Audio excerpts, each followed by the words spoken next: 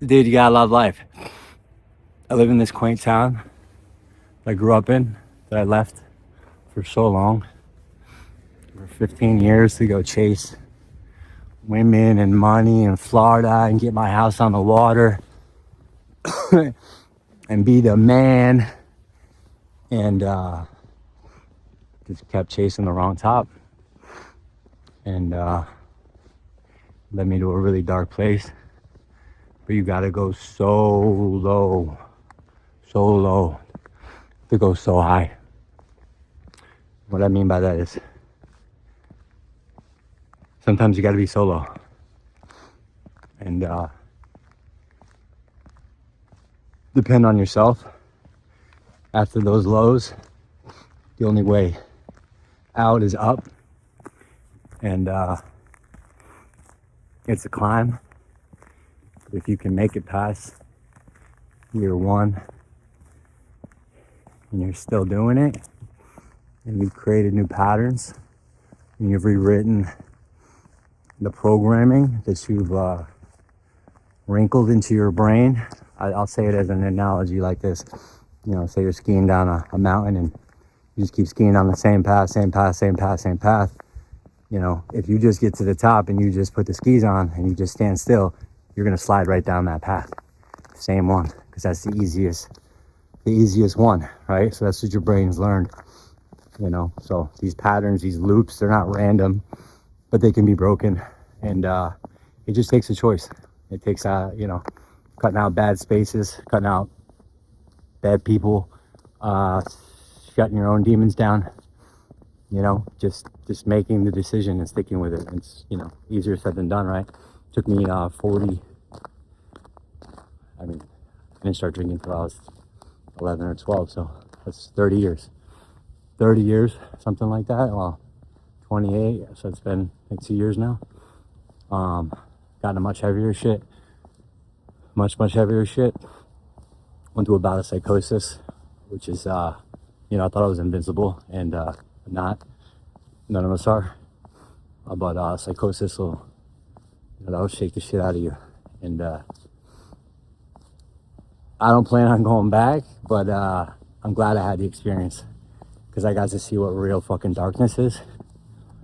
Without seeing that, you know, I might not know what the light is, or not appreciate the light, or the calm, the easy, the simple, the no drama, the just day by day being alive and having this beautiful earth to walk around, and a beautiful day where it snows in this town that I grew up in. And I walked these streets as a little punk.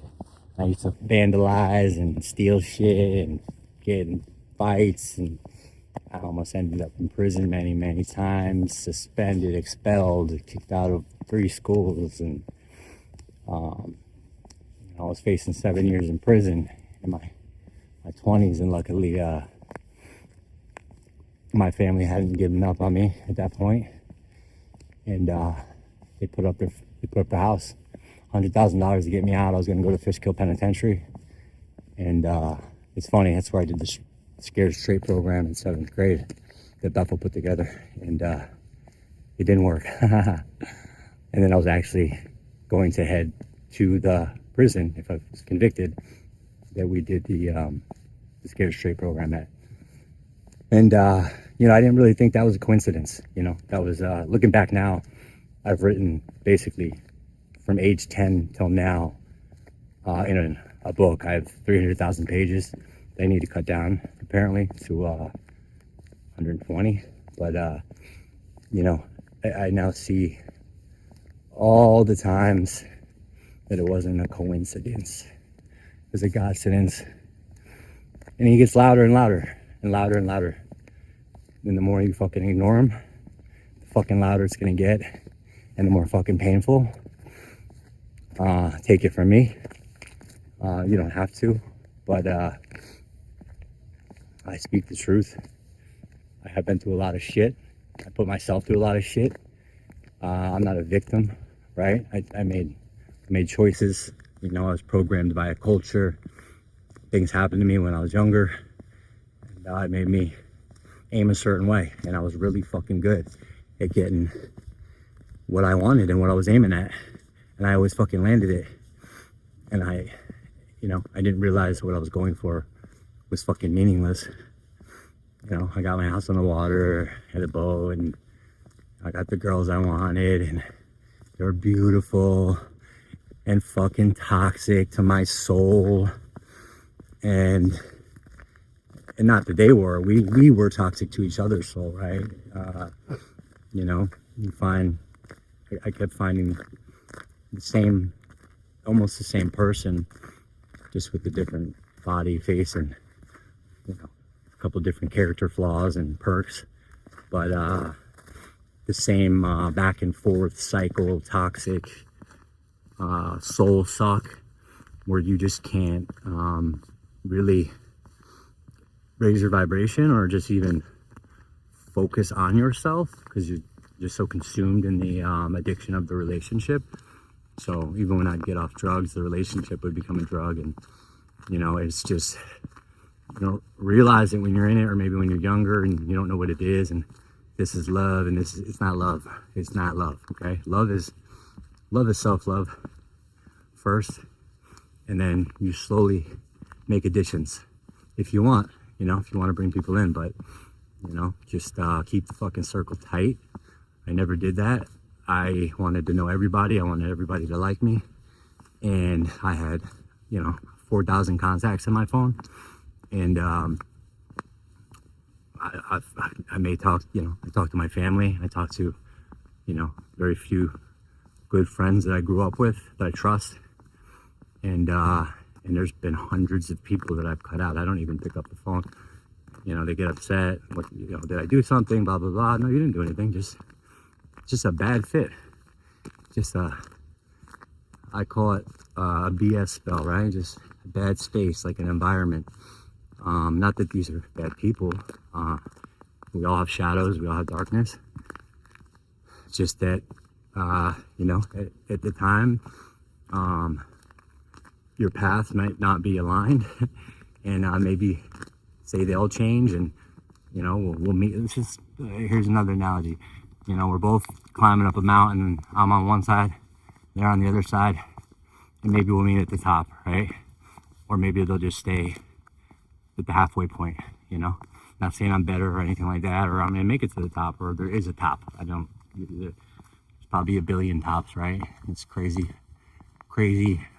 world, multiverse shit, but yeah, that's it, man. I got hooked on music. It was always a passion, and thank God AI came out and gave me the confidence to at least try by hearing a good song that I wrote and it coming out good, and kind of having AI be the producer for the beat. And that was just the first step, and I'm probably 50 songs in now, and I think they're fucking hits, right? Not all of them. Some of them are corny, and some of them are just for fun, and some of them are for learning purposes, but I love them, and they all have meaning. I'm not rapping about bitches and hoes and getting money and blinged up toes. Just what I feel in my soul. And honestly, when it comes out good, it happens so fast. I mean, I can write a song in 5 minutes. It's like a download sometimes. And they call it flow state or whatever. I don't know what you want to call it, but it's like something else takes over the pen. Words come out. I mean, words that I don't even know come out sometimes. I didn't even know it. I mean, I probably heard it in class, or somewhere, UConn or somewhere in my festival circuits of a life, but not words I use regularly, and they just pop out now. And so anyways, it's a lot of fun. It's healing. It's healing for yourself. It's healing for other people. It's a way for people to relate to each other and know they're not alone. I don't think there is a more universal language. They say math or whatever is universal. I mean, we definitely need math, right? That definitely proves a lot of theories, and but I don't think God talks through math. I mean, yeah, Fibonacci code and Math to use to create the world, but not speak directly to your soul, right? So I think music is used for that. And when that perfect song hits and the lyrics sound like someone wrote the fucking song for you, maybe they did, you know, and God put it through them, and that song was specifically for you to open your eyes. And sometimes it fits so perfect, or it's not one of those bullshit genre songs that are just about love forever, and you know what they did to us in the 90s and all this love forever stuff with a 60% divorce rate and split families all over the place. You know, it's just it's a nice thought. It's just not reality. And you know, it just music also programs us from an early age, right? I got my first Tupac tape when I was probably 10. My homie Jesse, he had these, his father was a giant African-American man that was a Mr. Universe champion who had another wife before Jesse's mother. And so he had these older brothers that were in and out of prison. And, you know, they were gangsters, you know, they were selling drugs and guns and, you know, who knows what else in and out of NYC. And they'd come back and give Jesse these cassette tapes, you know, NWA, Wu-Tang. I had all this shit when it came out, you know. I'm 10 years old and I'm hearing this fucking rhythm and this boom and this sound and this you know, this injustice and this rage, and, you know, and then I found Tupac. And, you know, I fell in love with Tupac because he was a fucking poet and he was passionate and he was rapping about his mother. He was rapping about his brothers, you know, and solving problems. And you know, Brenda's got a baby, and, you know, he didn't set out to become what he became. He just let hate and fear eat him alive. And, you know, he was such a powerful being that he had so many enemies, and they just kept trying to kill him, and he just turned to hate. And he was good at it, man, because he was passionate. And if he fucking hated something, oh, you knew it. You could literally see his fucking soul coming out of his body while he was rapping. And they got him. They killed him. Somebody, you know, who knows? Suge Knight. I don't know. There's all these rumors. Maybe Puffy. Who knows? Who cares? Those guys are invincible anyway. But anyways, that's what got me into it. And then he changed, right? So when he changed to his aggression in his rebel phase, you know, I don't know if you know Carl Jung, archetypes. You know, he started out as the innocent archetype, wanting to help. Like, he was a backup dancer. Like, you know, his mother was I think she was a Black Panther, don't quote me, but you know, very smart and passionate as well, right? And a fighter and a rebel. And, you know, Tupac went from innocent to rebel warrior, dark shadow, real quick, at a young age. And I don't know how. You know, I think I've been thinking about it since I was the age he was when he died. He was 21 or 22 or something like that. And I'm fucking 42, and I just can't imagine everything, you know, what he went through. But, you know, long story short is, when he flipped, I flipped. It was the same timing, you know, and then whatever rage was going on in my body, you know, and I guess his declaration against authority became parallel with my declaration against authority as well, and my distrust for parents and just, you know, older figures. And not because my parents were bad, they did their best and they're amazing people, but just some things happened and I stopped trusting just adults, right? I just saw them as scared kids, that some grew out of it and some just stayed just as the children they were. And that's the truth, right? As we get older, we see that a lot of people don't change, and everyone's just kind of trying to figure it out, you know.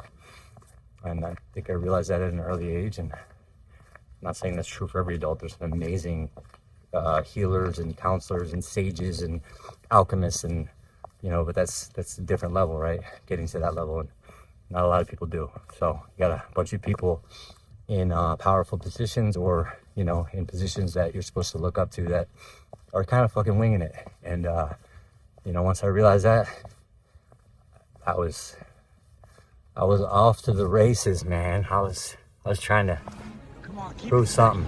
I was trying to die quick or end up in prison, or I really don't know. Hold it. Yeah.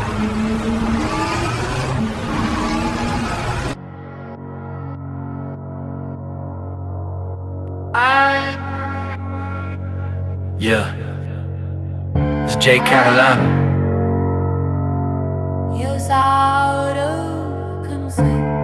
Youth out of control, but blood don't break. Expelled, locked up, age of 12, Tupac whisper rebelling. Soul started yelling, straight A's to smoked out haze. Missing days, switching ways, parents hoping it was just a phase. Range got me caged with the craze, rearranged. Only thing that remained was my name, everything changed. Parents out the frame, walking tall, not the same. New slang, new aim, whole different game. Normal came, Jeff missing again. On the path to the pen, both meanings in the pen. Moved in with any other fam that would take me in. No curfew, no rules, just chasing mischief in the wind. I could feel the distance, I could feel the dark. Parents on a mission for retrieval of my heart. Still wondering what was the cause of upheaval. Where did it start, what was the entrance of evil? Moving back and forth season when the chaos slow. Signs of hope in the cracks of that paved out road. Handful of arrests standing tandem in place, case after case.